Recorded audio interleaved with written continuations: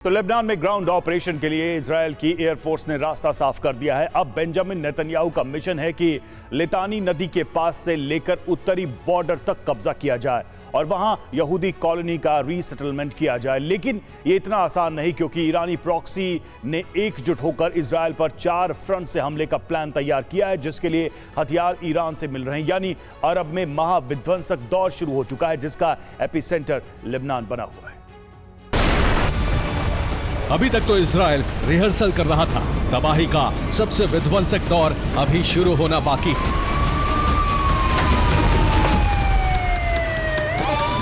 और वो कैसे होगा, ये उसी का ट्रेलर है।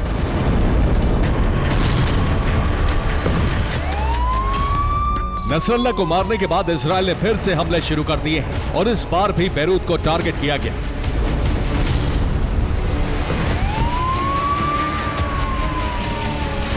बैरूत में बमबारी के बाद ऊंची ऊंची आग की लपटें उठने लगी, चीख पुकार मचने लगी, लोग जान बचाने के लिए भागने लगे।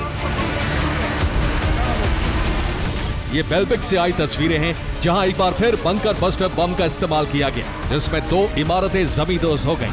कई लोग उसमें दब गए। 24 लोगों के दबकर मरने की खबर आ चुकी है, जबकि 29 गंभीर रूप से जख्मी हैं। रेस्क्यू ऑपरेशन चल रहा है।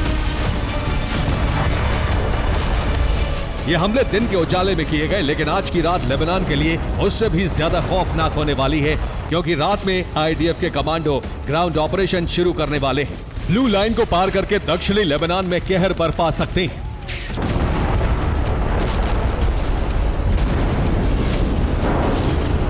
ये उसी की तैयारी का वीडियो है। किरियत शिमोना में टैंक डिप्लॉय किए जा रहे हैं, साथ ही रॉकेट और मिसाइल सिस्टम भी भेजे जा रहे हैं, जिससे ग्राउंड ऑपरेशन में मदद मिल सके। इसी तरह की कई खेप लेबनान बॉर्डर पर पहुंचाई जा रही है।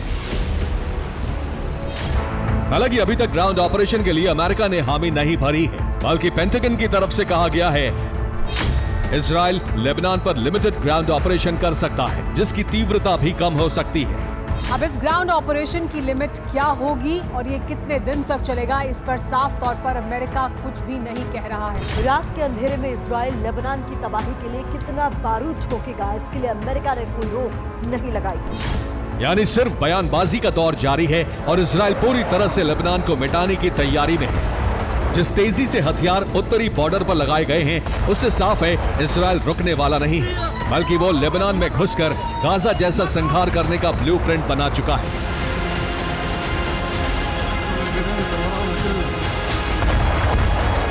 अब बस एक ही रास्ता है जो इजरायल को रोक सकता है। अगर ईरानी प्रॉक्सी 7 फ्रंट से इजरायल पर हमला करेंगे तो इजरायल डिफेंसिव मोड में आ सकता है।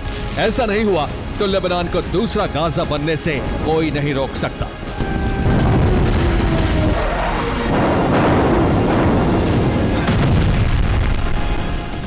तो इजरायल का ग्राउंड ऑपरेशन लितानी तक यहूदी सल्तनत, यही बेंजामिन नेतन्याहू का प्लान है। उत्तरी बॉर्डर पर ब्लू लाइन पार करके दक्षिणी लेबनान में घुस जाएंगे आईडीएफ सैनिक टैंक, थल सेना और मिसाइल लॉन्चर लेकर घुसपैठ करेंगे और तबाही मचा सकते हैं। उत्तरी बॉर्डर से लितानी नदी की दूरी करीब 29 किलोमीटर है, जहां तक पहुंचना मिशन का पहला पड़ाव है। लितानी से पहले इजरायल की तरफ आईडीएफ सैनिक कब्जा जमा लेंगे और वहीं से बमबारी की जाएगी।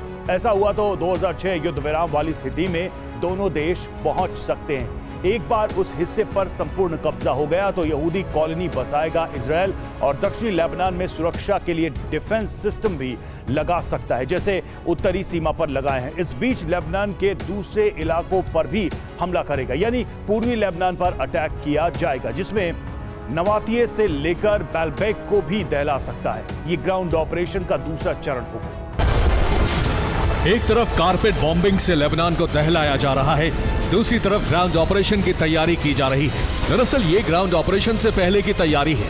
जब एयरफोर्स रास्ता क्लियर करती है, उसके बाद आगे का काम ग्राउंड फोर्स का होता है। ये ठीक वैसे ही रणनीति है जैसी गाजा में इजरायल ने अपनाई।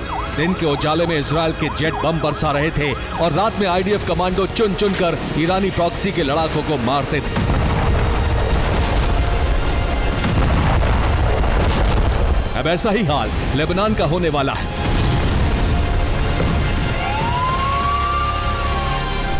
अभी तक पिछले एक हफ्ते में इजरायल 3500 मिसाइलें लेबनान पर दाग चुका है। 1 दर्जन से ज्यादा शहर तबाह हो चुके हैं। 3 लाख लोग पलायन कर रहे हैं। लोग सड़क और खुले मैदान में सो रहे हैं। खासतौर से लेबनान बॉर्डर पर भीड़ बढ़ती जा रही है। अधिकतर लोग सीरिया भाग रहे हैं। इसके अलावा कुछ गोलन हाइट्स पर भी इकट्ठा हो रहे हैं, जबकि कई पूर्वी भूमध्य सागर में छोटे जहाजों पर सवार होकर मिस्र जा रहे हैं। लेबनान के लोगों को इस बात का डर है कि इजराइल पूरे लेबनान को मिट्टी में मिला देगा, इसलिए वहां से लोग भाग रहे हैं।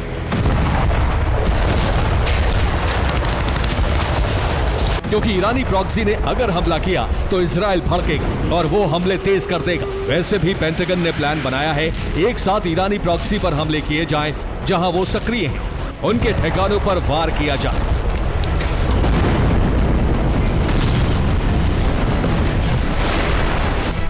पेंटागन ने बाइडेन को प्लान बताया है कि प्रॉक्सी ठिकानों पर एक साथ हमले किए जाएं, यमन, सीरिया, इराक, लेबनान और ईरान। ऐसा करने से ईरान भी प्रॉक्सी संगठनों को हथियार सप्लाई नहीं कर पाएगा। उधर अमेरिका और इजराइल मिलकर प्रॉक्सी गुटों का काम तमाम कर देंगे।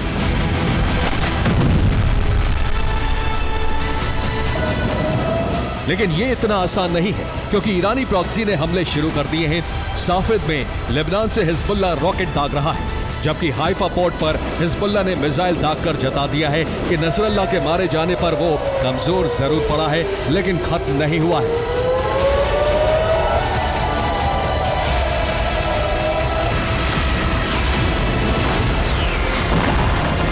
उधर हिजबुल्लाह की तरफ से हमले देख दूसरे प्रॉक्सी में भी जोश भरा है। अब हूती ने लाल सागर में घेराबंदी शुरू कर दी है, जबकि गोलन हाइट्स में सीरिया और इराक से पहुंचे प्रॉक्सी लड़ाके इजराइल में गुरिल्ला वार करने को तैयार हैं। Bureau report, TV9, Bharatvarsh.